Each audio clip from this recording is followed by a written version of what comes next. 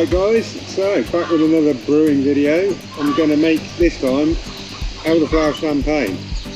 One of our subscribers recommended making it, and I said I'd love to, but we haven't got any elderflower trees around here. And lo and behold, Muggins here is not very observant, and there we go, elderflower tree in the garden. There's a few recipes online, and I don't know how much it makes yet, but having a look, they ask around 16 or 18 flower heads, so I shall go up and get them now.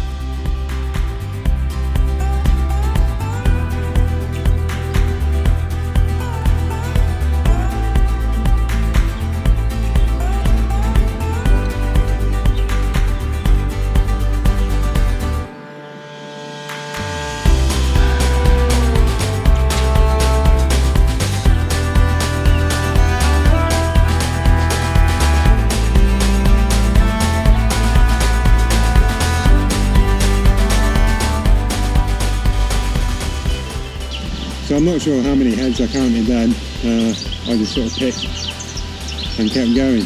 But if I've got too many for wine, I'll make some elderflower cordial with what's left. So it's got to be 18 in there, if not I'm back up the bloody tree. And yeah, don't try this at home folks. Climbing the tree that is. Try the champagne, that's a given. Okay, so we've got the elderflowers picked. Aside from that, pretty simple stuff. We've got 8 lemons and 1.8 kilograms of sugar.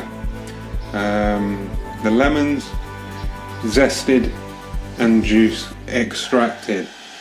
So I shall crack on with that whilst I wait for 4 litres of water to boil.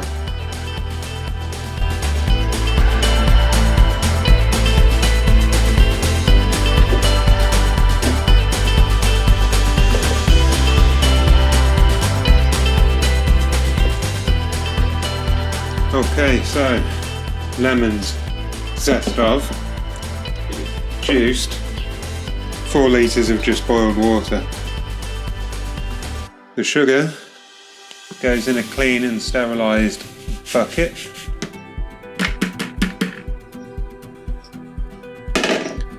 The water goes in there.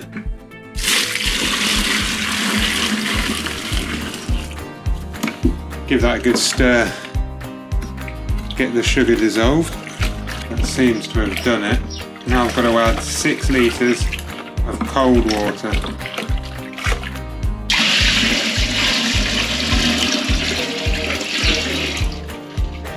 Okay, so I'm going to give the sugar solution a stir, and I'll take a temperature reading. So that's 40 degrees centigrade, and I need a target temperature for my hydrometer of 15 degrees centigrade or 60 Fahrenheit. So I'm going to let that cool down, and then I'll take a reading before I add all the ingredients. So we're at 17 degrees, it's close enough. Jug has been cleaned and sterilised.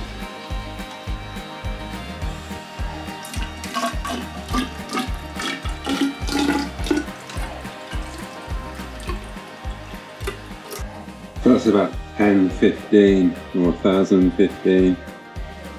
So now the lemon juice, the zest, yeast can go in. Apparently it's the pollen that contains the aroma. So the advice is to be gentle with them. But at the same time, they say give it a shake to get rid of the bugs. And then just use a fork to get the flowers off. You can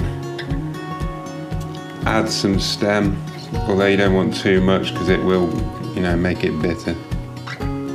I thought I'd do it straight in instead of doing it separately, because the you know, the pollen's just going to stick to whatever you put it in. You'll find with most country wines there is some labour involved, and it's generally pretty tedious. I don't think that fork idea is working that well. I'm doing a better job with my fingers.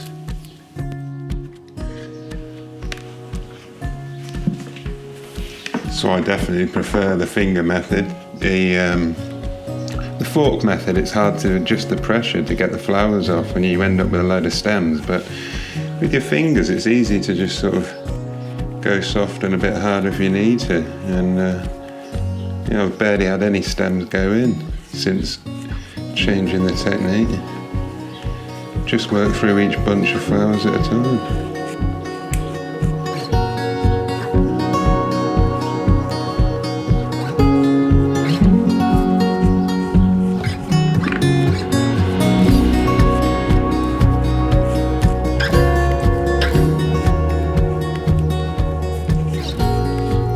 Give it a good stir in.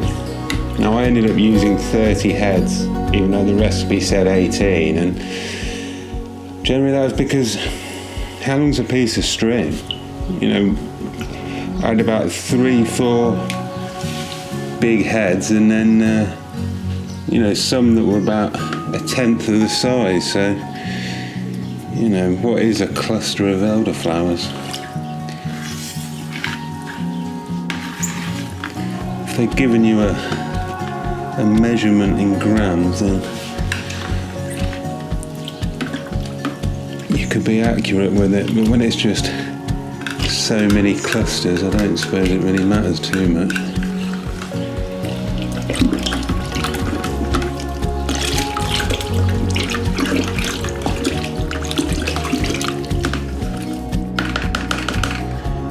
So this is now the primary fermentation. I'll leave this out of direct sunlight for 6 days, and then I will strain off the zest and flowers and whatever bugs made it through. It doesn't need to be airtight, just tight enough that it'll stop flies getting in there. So the recipe called for 18 heads of elderflower. I was at 30 in my bucket. And I thought, you know what, let's just get some extra lemons and sugar and a few more heads, and let's just double it. So instead of 10 litres, I'll make a 20 litre batch. So I've got some water, 2 litres of water coming to the boil. I'll dissolve the sugar in that. Add 4 litres of cold water, is it? No, 8 litres of cold water. And yeah, top it up. 20 odd litres of elderflower champagne, but this should be a lovely wine by all accounts. So I'll start the countdown now, come back in 6 days to strain it. So we're on day 6. As you can see, the flowers at the top, the zest is at the bottom, and I'll be siphoning the must off of the flowers and zest later, but I thought I'd do a stir because right now you can't see any real visible signs of fermentation, but when I stir it, you'll see lots of little bubbles and slight fizzing.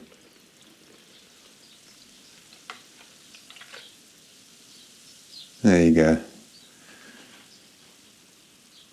And I can hear that as well.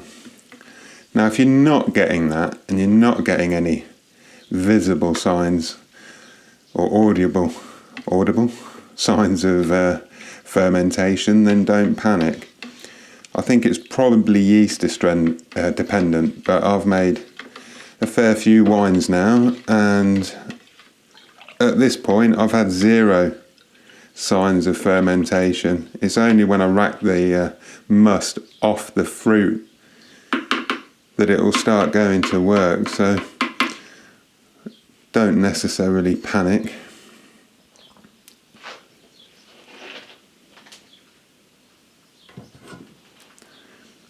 So I'll let that relax for a couple of hours, and then I'll be separating it. Yeah, it smells nice at the moment. Okay, so the wine has settled. We've got a layer of sort of pollen yeast at the bottom and then the flowers at the top.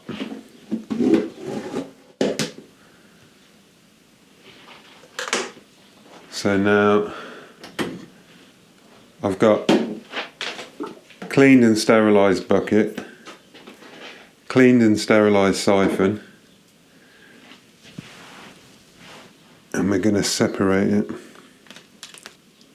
Now I've got the siphon draining from about here, just not too low because I don't want to suck up the pollen. Not the end of the world if you do, but try and avoid it.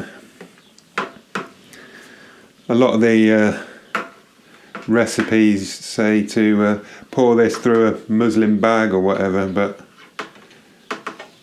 I haven't got a muslin bag. I have got a siphon. So this first stage, generally called the primary fermentation, you can think of it as the infusion stage where you're extracting the essence, flavour, scent from whatever you're making the wine from. So in this case, elderflower, the pollen, and depending on what you're making, whether it's gooseberry wine or elderflower wine like this, each recipe will give you a particular time frame. So anything from a few days to a week, and I would definitely suggest to adhere to the given time frame, because I made gooseberry wine 2 years in a row and a few different batches, and one I left for a week and it was outstanding, and another one I got a bit lazy and I left it for 2 weeks and it over extracted, you know, it went beyond the flavour and just became really bitter, and no amount of sugar could save it. So, you know, if they say 6 days, do 6 days. I really wouldn't mess with that.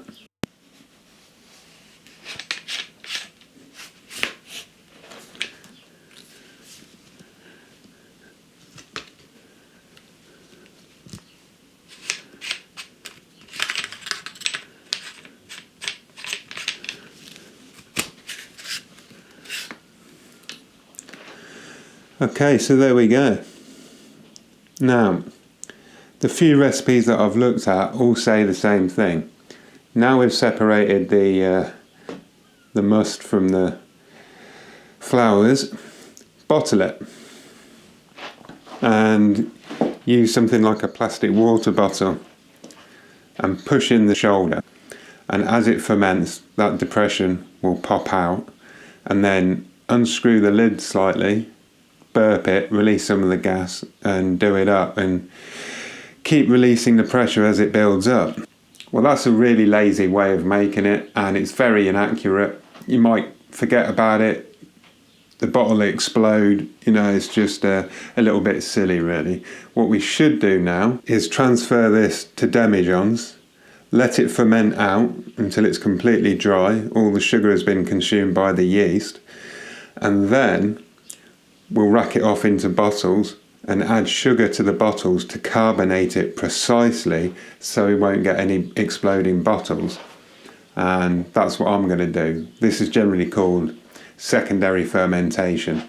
So I'll rack it from my bottling bucket into the demijohns, give it a week or two, and the yeast will settle out. I'll be able to take a hydrometer reading, which will show that once it's stable and the sugar has been consumed by the yeast, I will then bottle it. Okay, so as I did get a few flowers in here, what I'm going to do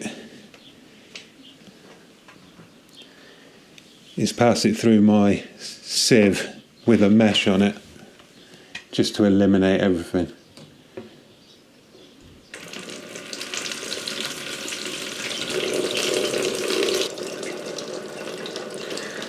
An elaborate setup.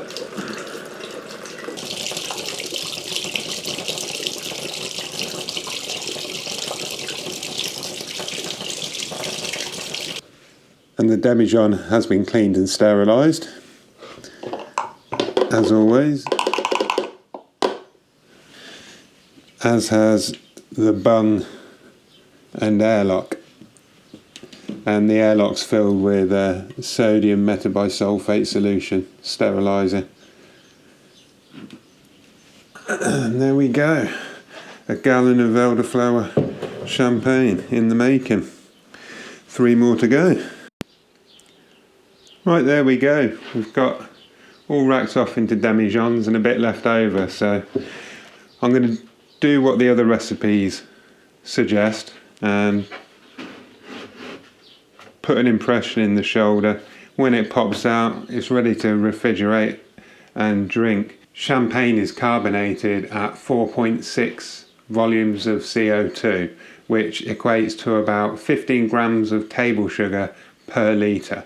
So that's what I'll be doing. I'll rack off a couple of litres of wine, maybe a litre, add the entire amount of sugar. So I've got about 20 litres, so what's that, about 300 grams of sugar. Mix it in, dissolve it, redistribute it back to the whole lot and then bottle it. So your choice whether you bottle it early and see what happens, or let it ferment out and then add the sugar and bottle. But yeah, I'll be back with a taste review. So good luck to anybody making this. I'm sure it's going to be a cracking wine. You've got the recipes all get a lot of good reviews. So yeah, happy days. See you on the next one. So it's been a few days since I put this all into demijohns, and you can see already this has popped out and it is solid, properly filled with the carbon dioxide. So what the recipes online say is to burp it. Just let the gas escape. I'd re-depress the shoulder and tighten it up again. And just keep doing that, because I mean after a few days it's not going to be carbonated. That's going to take a week or two, just to do a little taste test.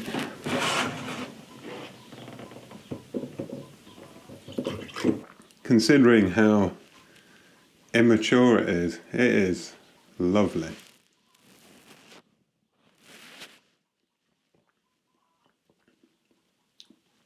This is going to be a brilliant wine.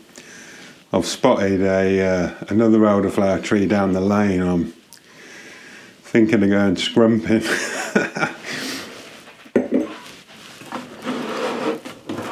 Well, I hope you enjoyed the video, guys. Hope it motivates you to get out there and get some flowers picked and make yourself some lovely wine. I'll do a proper taste review in a short period when this is all ready and see what it's like.